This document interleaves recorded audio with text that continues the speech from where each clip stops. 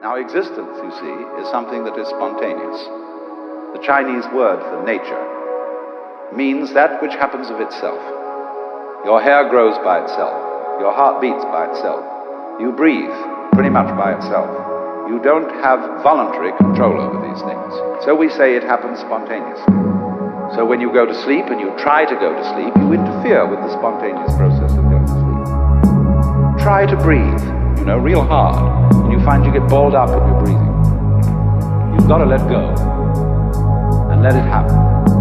Because if you don't, you're going to be all clutched up. You're going to be constantly trying to do what can happen healthily only if you don't try.